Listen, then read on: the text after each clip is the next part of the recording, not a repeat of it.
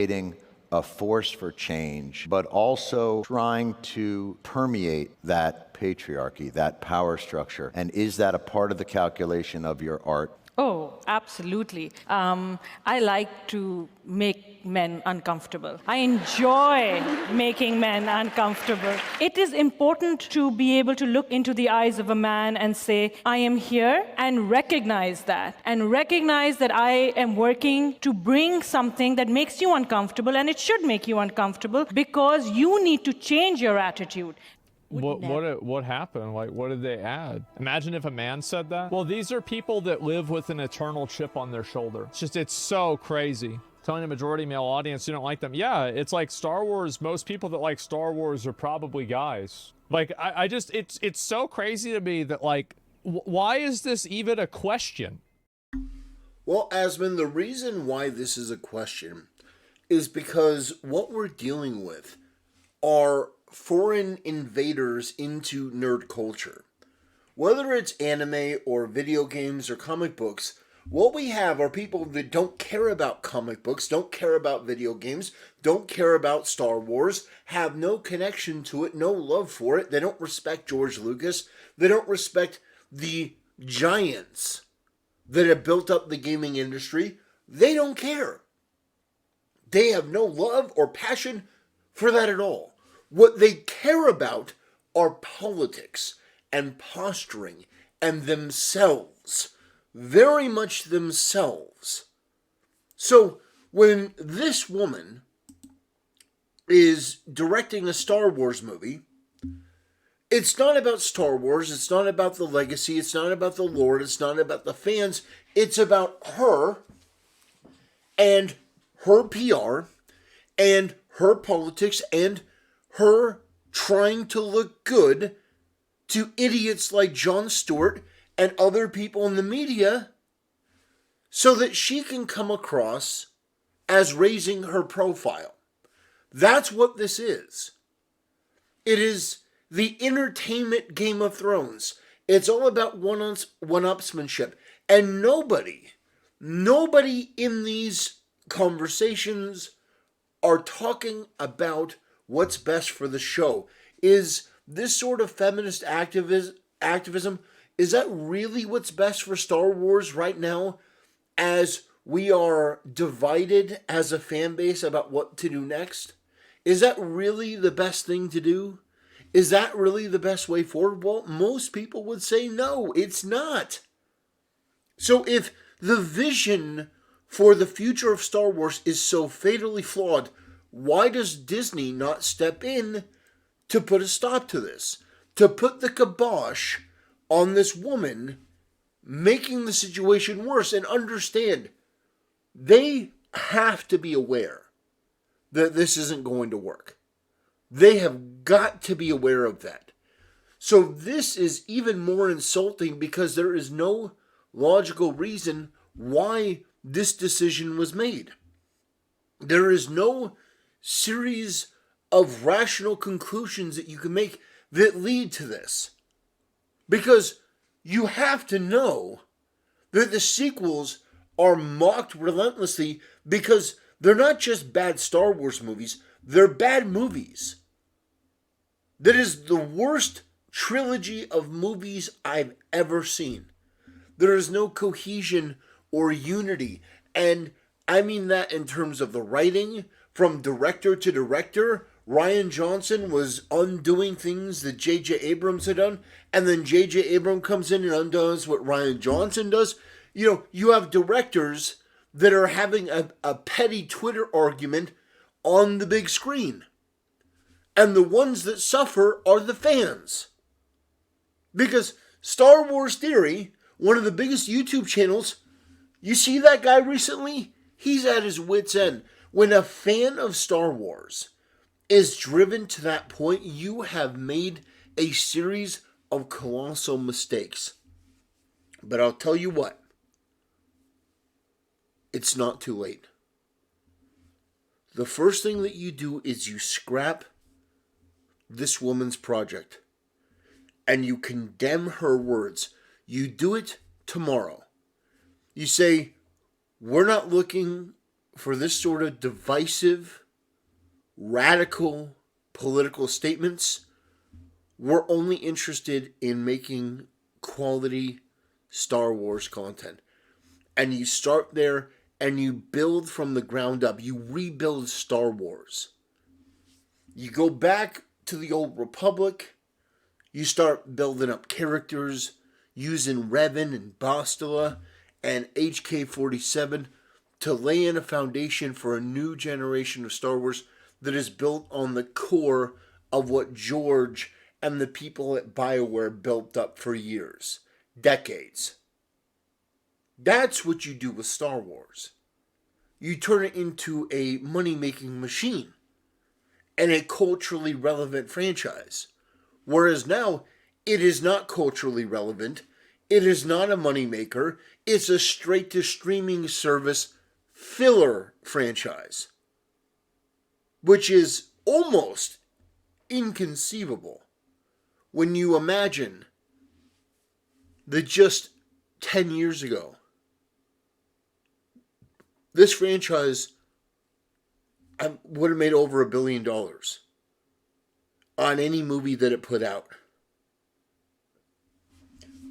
So, when it comes to this woman's content, I'm glad that people are reacting to it. I'm glad that people are seeing it. Asmongold obviously had a reaction where he looks at this and he looks at it like it's a rotten piece of food that he's being asked to eat, and his answer is no. My answer is also no. So I commend him for standing up and basically letting his voice be heard. Because again, there are a lot of content creators that won't. I mentioned Moist Critical in my last video. It's a reality that there are a lot of content creators who are very big that don't touch any of these issues. That sort of play it close to the vest, under the radar. Which is fine.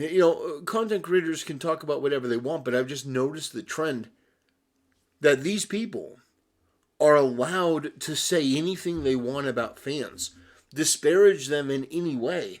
But when fans get vociferous and get loud, well, then they're hateful and they're Nazis. But I think that the important thing is to expose people like this. Because this woman is no different than one of those emails or phone calls from an Indian scammer. Somebody trying to say, you just won $1 million. And all you have to do is send me $3,000 to, clear the taxes, and then that $1 million is yours. That's what she is. She is the embodiment of that in the Star Wars community. She is a fraud. She's a scammer. She's not there to give you Star Wars. It's a trick. She's there to promote her crypto scam. It's not to do with crypto, but you get the point. She's selling you NFTs. The NFT of wokeness and blue-pilled ideology. She's selling you on this idea of, oh, no, we're coming out with a new Star Wars. But really what you're getting is propaganda. Does that make sense? It's so frustrating. Because Star Wars is a moneymaker. It's a mover, it's a shaker, it's a big deal. People pay attention, or at least they did when Star Wars came around. But now, people don't even know the name of the new Star Wars movie, and they're already talking about it because this woman is running her mouth. They apparently didn't learn anything from Rachel Zegler. They didn't learn anything from their series of failures. They didn't learn anything from the Star Wars sequels. They didn't learn at all. And I find that so hard to believe, because you would imagine that they would learn a lesson even by accident. But to learn nothing from your mistakes, to continue on year after year for nearly 10 years, and to refuse to relent and admit that you were wrong and to hire the right people for the job. Instead, you hire this woman who publicly says she likes to make the male audience uncomfortable. Maybe, just maybe, throwing it out there, that's not the right person to create a movie for a predominantly male fan base. Because I don't want to watch a movie that has anything to do with her. And it's not because of her race, it's not because of her gender, it's because of her religion. The cult of identity politics and this victim mentality and this delusion that she has in her head that she should be allowed to walk up into your face, to slap you, to take what's yours, throw it on the ground, stomp on it because she has some greater political message. That is absolutely lunatic. It's lunatic behavior. I like making men uncomfortable. That's what you say about your craft and your art. You are so radical. You are such a feminist, which is an insult, by the way. You are so extreme that you don't take anything that you're doing seriously. It's a joke to you. You see Star Wars and you say, how can I make that about me? How can I make this about women and people of color? And how can I make this finally about my brand of feminism? Whereas most people who love Star Wars could never see it that way. It is so much more than that. It's so much deeper than what these people can provide. But unfortunately, Kathleen Kennedy has a vendetta. Maybe because of South Park and that episode, maybe she feels humiliated, so she's going to double down on it. But whatever the case is, this is just truly shocking. Because there is no rational excuse or justification for it. Nothing makes sense. If you want to make good Star Wars, you would pick people that look and sound nothing like her. If you wanted to make good Star Wars, you wouldn't put women on your creative team. And in 2024, oh, you betcha. Some people may disagree with that, but that's just the reality. Because women today, modern women, a lot of them have that attitude. And when you get a lot of those women in a room together, have you seen these shows like Fresh and Fit and the Whatever podcast? These women are not critical of each other. They're not talking about, okay, well, this character, maybe it was a good idea here, but they, don't have any flaws and people aren't going to relate to that. What it seems like is what these panels turn into, which is women affirming all of the bad ideas and decisions and giving each other terrible advice and doing this rah-rah sisterhood bullshit that nobody wants to see. But you've been hired for a job. Your job is to make entertainment. Star Wars, Star Trek. It's not to put yourself into the work because nobody cares about you and you are not making something from scratch. You're borrowing a piece of entertainment that you didn't help create.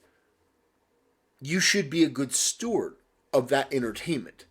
But unfortunately, a lot of these people feel so entitled that they think that they can come in and stomp around and insult the fan base, and that's perfectly fine. No, it's not. And by the way, this woman is going to have a visceral reaction when people criticize her, because that's what all of these people with this chip on their shoulder do. They react very poorly to criticism. But I think you should continue to do it. Continue to mock and humiliate this woman for her beliefs, for what she has said herself, for the fact that she thinks she could direct a Star Wars movie. All of it.